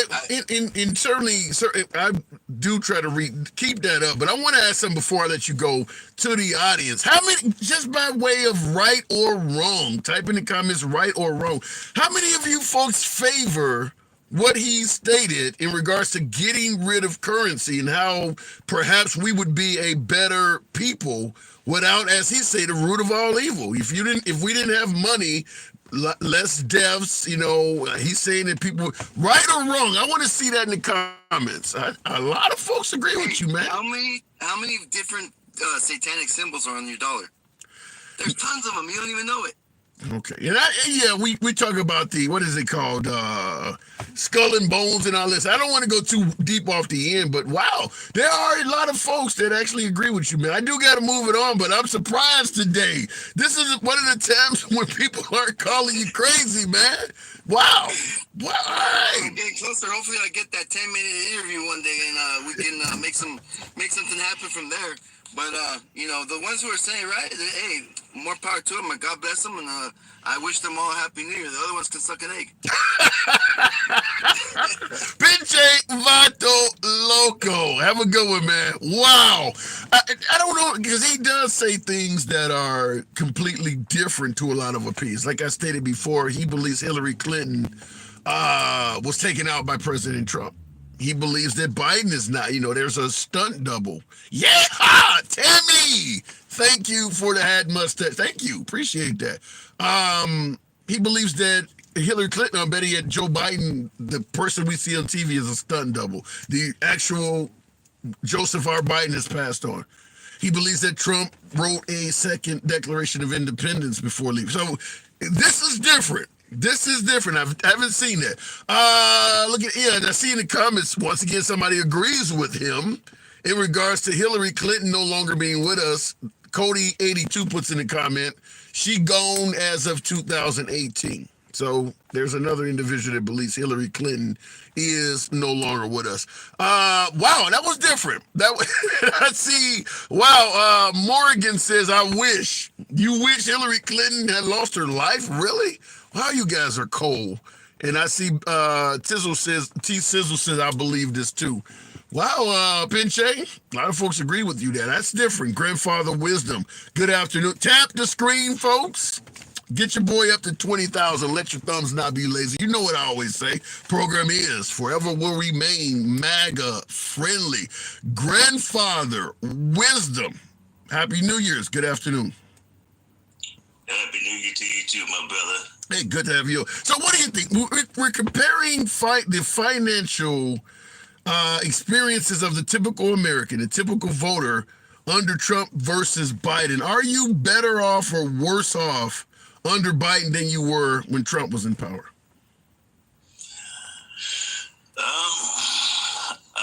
Financially, I would basically say I'm still in the same position. No change. But really no change. The only change that I see, and I know this is not the fault of any president, is the gas prices and groceries. However, is more as price gouging as we see it. If people take advantage, the company take advantage of us in a way, especially within these politics streets, to make things look bad on any other president. And when the reality is the president have no power over the gas prices or the groceries that's coming out these stores. As we can remember, the grocery stores had been open and making buku of money, especially the gas station too. So I can't fault any president. So let me phrase it to you this way, because this is what's in the comments. Rich Wilkinson points out, under Trump, I was paying $2.25 a gallon. Under Biden, I'm paying $4.25. Now, that's a $2 difference. I'm not seeing that, but I do pay more per gallon than the gas prices under Biden are currently more than they are under Trump, but it's not a $2 difference. But so you're saying you don't think Biden or Trump has anything to do with what those gas prices are? Not at all. In the course of action or rhetoric, whatever they say, in the big screen and Oval Office, could have a major effect on how the gas company or the oil companies react, to make them look bad or make them look good because one is favored to the other. Right. And it's basically only words, but they have no tools or anything to make these things the way that they are. It's the individuals and the companies themselves that does that. So removing bicker back and forth about whatever they doing, and what we supposed to do is look at them with the side eye. And I see what you're doing. Yeah. All right, well, let's do this. I got the same answer out of another caller earlier. Let's take the resume, and I'm going to give you the same question I gave this other caller who said something similar earlier. Let's take the economy off of the resume of Trump, off the resume of Biden. Who do you think was a better commander-in-chief? If you take the economic performance, how the economy was under Trump, how it is under Biden. Let's say those two things are not in the picture. Which one of these folks you think was running the country better? I'm gonna be honest about it. I'm gonna say Biden. Why? Because Biden, he seems to be for all the people, and not for one sector of the people. Explain. The reason why I say that because Biden is a creature. Biden is a creature of politics. He knows sometimes to go out there and say that he's speaking to all Americans is not a particular set of Americans. Trump has the ability, and he was owning, kind of saying things to the fringe movement and not to all Americans. And if Trump was advocating for all Americans and not putting us in sectors, I believe he would have been a more effective president and stop, and saying all the nasty things that he was saying within the Oval Office. So how do you feel about folks? How do you feel about folks suggesting that Trump did more, say, for black people than any other president? So you don't buy that? No, I don't buy that at all. I've been around for a long time, brother. So I don't see it. I see the same thing or the same rhetoric. Trump had a different whole beast of a rhetoric that he went out with. I like the Trump in a way because he spoke his mind. Okay. But I believe that he said a little bit too much and too nasty. He was a little bit too nasty out there. Me being a real Christian, a lot of people confess that they're a Christian, but I don't see the Christian values that they showing to all the Americans. I'm trying to figure out what type of Christianity you study. I grew up Baptist. And we grew up conservative. So wait. Let me interrupt this. So you believe that the Biden administration is more in line with Christian values than, say, the Trump administration? Oh, heck no.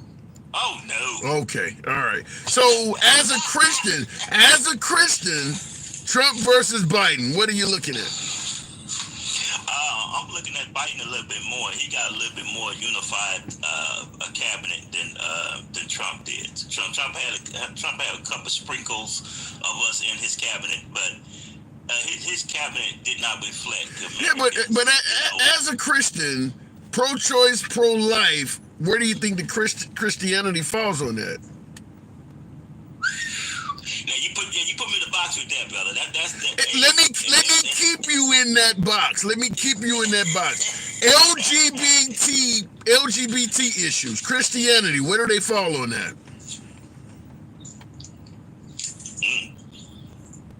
Well, are you voting for Trump now? Are you voting for Trump?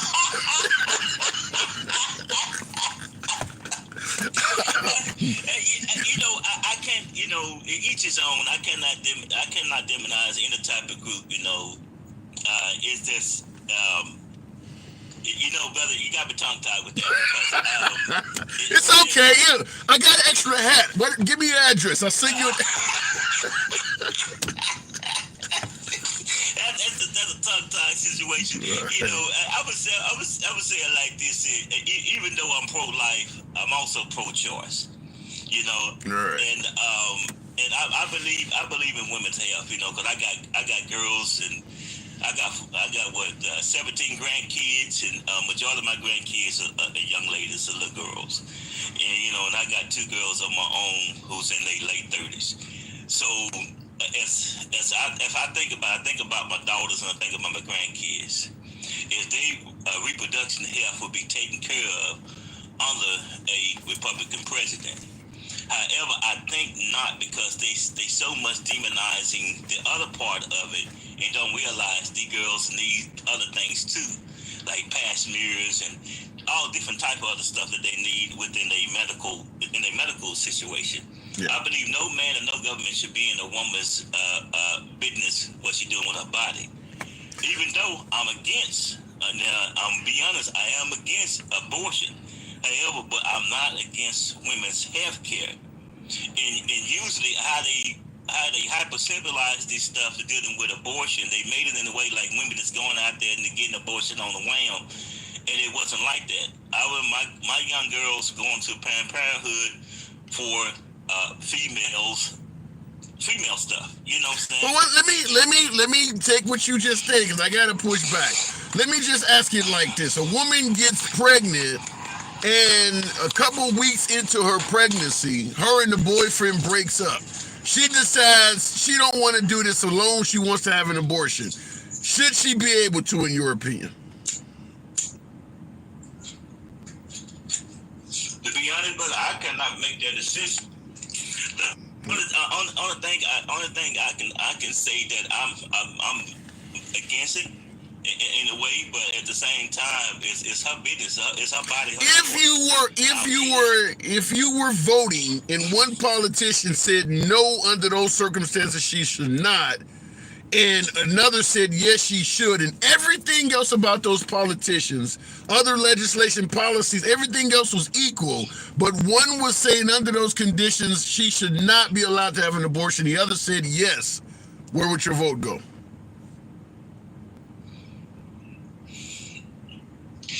That's a complicated situation.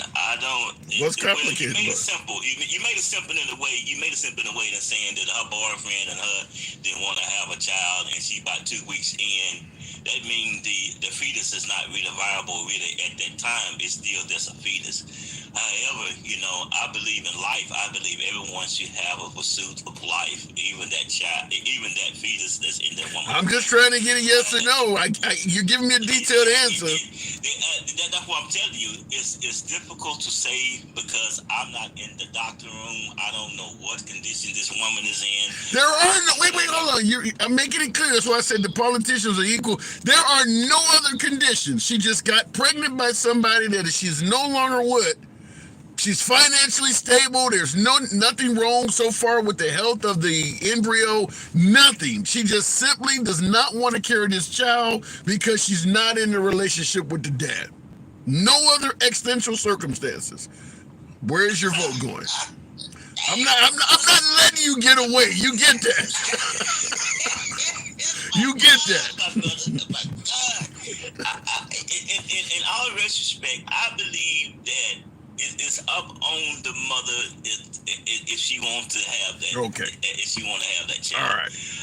my vote as being a pro-life and a pro-choice person. I believe the woman has a decision to make that choice. However, I am totally against the abortion aspect. I don't know. It's the difficult part to me, and that's a unique, it's distinguished answer. And to basically the question, I cannot be in that woman's womb because she's not in my balls. You know, if they not regulating balls, why we regulating the woman's vagina? All right, I'm on your side. I'm pro-choice. I'm 100% pro-choice. But there are folks like yourself that will say, I don't support abortion. I'm not a fan of abortion. However, I'm not going to tell somebody else what to do. If it was if it was in my situation, some would say I wouldn't do it. But I'm not going to force my ideas on somebody else. So you're pro. That's my point. I believe a father should have a choice in the matter if the father is in the picture. Okay. Now, where if the father don't want to have a baby because his career is getting kicked off and their career they're getting kicked off and they really don't have the finance to raise that baby? Who gonna be the people gonna raise that baby? Who gonna be the people who gonna take care of that child when the child come into existence? It's a good point. And a lot of people don't think of that. I seen single mothers out there that have their children because of their belief. As I grew up as a child, they still had them babies. You know, we grew up at the time that a lot of babies was born. Because our Christian belief that we should not have the abortion. Now, on the extreme circumstances of rape or incest, that's different. Yeah. You know, and so, you know. But you would agree that the overwhelming majority of abortions have nothing to do with rape or incest. It's women that, for some reason or another, decided they do not want to bring a healthy baby to term.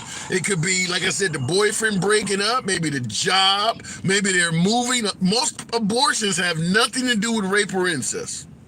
In some aspects, I can say yes, but me growing up and seeing things on a different aspect, you know, it also have a big part of that too.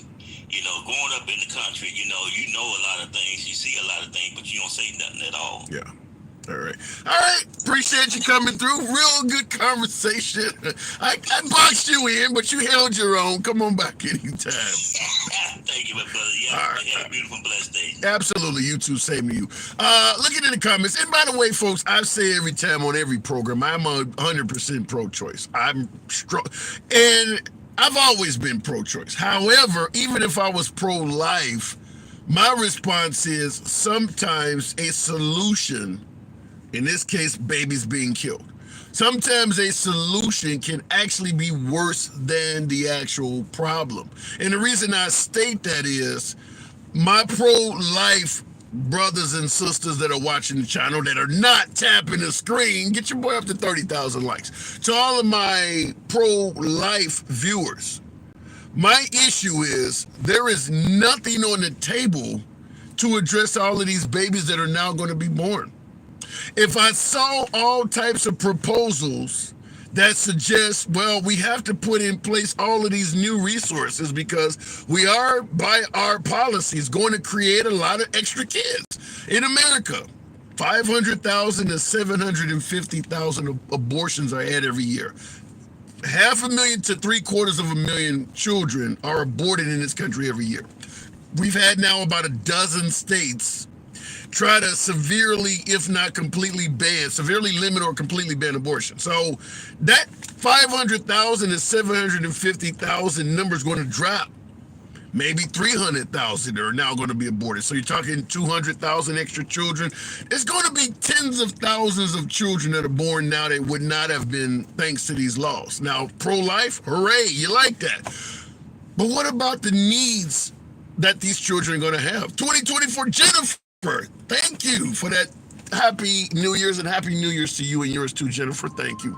The question is, what are the folks that are deeply in the pro-life camp proposing to help these children that are going to be created? Now remember, if a mom tells you a week, 2 weeks into her pregnancy, she doesn't want the child, and the law says you got to have it anyway, the fact that she didn't want that child may be something that you're going to have to address later. Certainly, it would be ludicrous to expect her to turn into mother of the year at birth. She told you from day one she didn't want the child. So what do you have in place to help this kid out that you know coming into the world the mother doesn't want? I don't hear anything from the right in terms of, well, we need to make sure more money is in this social program, or we need to expand the foster care system, or we need to make sure there's going to be more money going to schools, perhaps even building more schools, because all of these children are going to be around. I haven't heard anything. I haven't heard it. So this is what I mean when I suggest that the solution to babies being terminated by banning abortion may actually be worse than the actual problem. Because you solve the problem, which is babies being terminated, but with a solution of banning abortion, but now all of a sudden you got all of these children coming up, and you have nothing in place to deal with this. Nothing. Not one program. I don't hear Trump, Vivek, Haley, Chris Christie, or DeSantis proposing anything to deal with this stuff. Nothing. Not one social program. And we know they're going to need all of this stuff. Daycare, they're going to need all of that stuff. Not one program. Which is why I'm suggesting that banning abortion or limiting abortion is going to be a problem that's going to have to be dealt with very soon. Not to mention, it goes without saying that a lot of women are going to go to jail. Because some women are going to try to have abortions regardless of the law. Well, now it's murder. Now it's murder. Also, some women that are seeking to go out of state, remember it's states' rights, you can go to another state. Well, a lot of states are passing laws, like Texas, that states that you can't use the highway to go out of town and facilitate abortion. You cannot legally use our highways to take the life of a child. So if a mom does go up to Illinois or go over to New Mexico or something, and the state can prove she drove on I-10 to get to that state, you use the Texas highway to participate in the murder. You're now wanted in Texas. Now, it's not just Texas, though. The state of Missouri has a law that they tried to propose. I don't know if it was successfully implemented, but they tried to do it. Call me. Thank you. Yeah. I think they said call me M8. Appreciate that. M3, rather. Thank you for that hat and mustache. The state of Missouri, an actual congresswoman in that state, a representative, on the news stating that we are trying to deem an embryo growing inside of a woman at conception a resident of the state of Missouri. In her explanation, this was a woman saying this. So you guys talk about men taking rights away. No, it's a lot of women too. A woman stated, a female representative of the state of Missouri stated, we want to ensure that if a resident of Missouri is affected in any way, meaning abortion, in another state, the person that did it can be held accountable. So if that embryo inside the mom is deemed a resident of Missouri at conception, and she crosses the Mississippi to go into Illinois and have an abortion, she's responsible for what happened to that resident of Missouri. So when folks suggest, well, it's not a complete ban, it's about states' rights, well, those states are passing rights to prevent the folks from leaving and doing it elsewhere. They are doing that now. I just gave you two examples. I can assure you that is not going to stop at Texas and Missouri. So understand that. This whole jargon about it's only returning the rights to the states, you can still do. No, they don't want you. And by the way, anytime someone takes away your rights, whether we're talking about abortion or we're talking about North Korea, the first thing they do is prevent you from leaving. That's what anyone that is oppressing a right of anything does. I mean, like in slavery, you can't just leave because they know everybody's going to want to leave. That's the first thing they do is take away your ability to leave. And that's what's starting to happen. If you leave and you terminate a pregnancy, you can be held accountable no matter where you do it at. So this notion that you can leave and go to another state, that ain't going to be around very long. That is not going to be around very long. Looking in the comments, they make leaving a crime exactly, which once again is going to cause a lot of undue burden on women because first thing's going to become apparent. If you think you're pregnant in one of these states, it would be in your best interest to not go to any medical facility in that state so that it's not on file that you're pregnant there. If you live in Texas and you wake up vomiting, you better jump in a car and get the hell out of Texas and go to a doctor somewhere else so that it's not on the books that you ever got pregnant there. That way it eliminates their highway law. Same thing in Missouri. You get pregnant in St. Louis, take your ass to East St. Louis and go to the doctor. That way this baby is not deemed a resident of Missouri. It's going to get hard like that. I get it that it sounds ridiculous, but this is what's happening, folks. This is what's happening. Also, in the process of rambling on here, but also, if taking the life of an unborn fetus embryo is considered murder, and a lot of people on the right do believe it's murder, and a lot of these states are passing laws that you can be held accountable for murder, miscarriages will eventually be investigated to make sure it was natural and not a murder. I mean, it's as simple as that. If a woman does something irresponsible while pregnant, it's the same as doing something irresponsible while being a mother. I'm sitting in a vehicle right now. If I was to have a 1-year-old sitting next to me and I decided to pull out a crack pipe and light up and the baby inhaled some of that, everyone watching would think I should be punished criminally for having a baby in the car and it's inhaling my narcotics. That's understandable. But what about if it's in the womb? If the baby in the womb is treated just like the one in the passenger seat, all drug mothers are now committing child abuse. If you happen to be addicted to a substance and it causes the life of the child, a miscarriage, welcome to a murder charge. Welcome to a murder charge. No different than leaving fentanyl on the counter and a kid getting a hold of it and ingesting it. If you are pregnant and you basically engage in anything that's irresponsible. So the point I'm trying to make is nothing good is coming down the pipe for women in this. It's all about saving the life of the unborn. Women are going to make sacrifices everywhere. How you live your life, what you do while you're pregnant. You have a miscarriage. Your boyfriend calls up. She's hanging with that new dude, and they ass went to an amusement park. She knew she was pregnant. I don't want to hear that miscarriage shit. She killed my child. You're going to tell me there's no chance at all she'll be charged for that? None at all. If it's a life, it's just like getting on a roller coaster with a 1-year-old next to you that falls out. All of this is coming down the pipe for women. Up to and including what I mentioned earlier.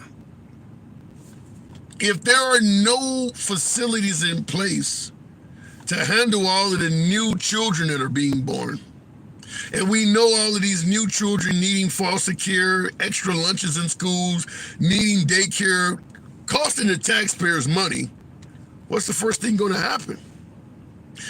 The goal is going to be to hold mothers accountable for having all these children they can't afford. Yeah, we banned abortion, but that don't mean you go out and have 5 kids, put them on the taxpayers. Once again, the moms are going to start facing some form of punitive measures. Hopefully we don't go as far as suggesting that they be sterilized, but you're having a bunch of children you can't afford, whereas you may have been able to terminate some of them. But now because they're coming to fruition, and they're being placed on the taxpayer's dime, you're going to have folks that don't want these social programs that are necessary for all these kids to suggest we start doing something to the mothers that are popping them out. Go back to my original statement. Nothing is good coming down the pipe for moms to be. It's all bad. It's all bad. Either you be exceptionally responsible with your sex life and your fertility, or face the wrath of all of this shit. It's going to be simply put, you should have thought about that before you had sex. That's going to be the common response. You should have thought about that before you had sex, and it's just going to be all bad. I'm not a fan of it. Anyhow, this is a lunch break live. I do appreciate you folks rolling with your boy. You know what we do here Monday through Friday. Apologize for the failure of the live stream. And I see the comment, somebody says, teach responsibility, teach morals. True, but I'll give you the same response folks state when they're trying to ban gun laws. You cannot legislate morality or responsibility. People like to have sex, just like with the drug war. That was the whole thing about the drug war is we're going to pass these tough laws, and this will wake people up and make them say no to drugs. How did that work? Now that you got 30, 40 years of data to look back on, how did that work? Did anybody stop getting high?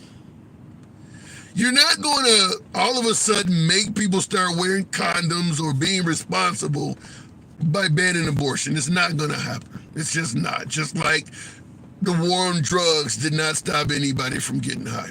It's your boy Tim. Appreciate you folks tuning in. See you tomorrow.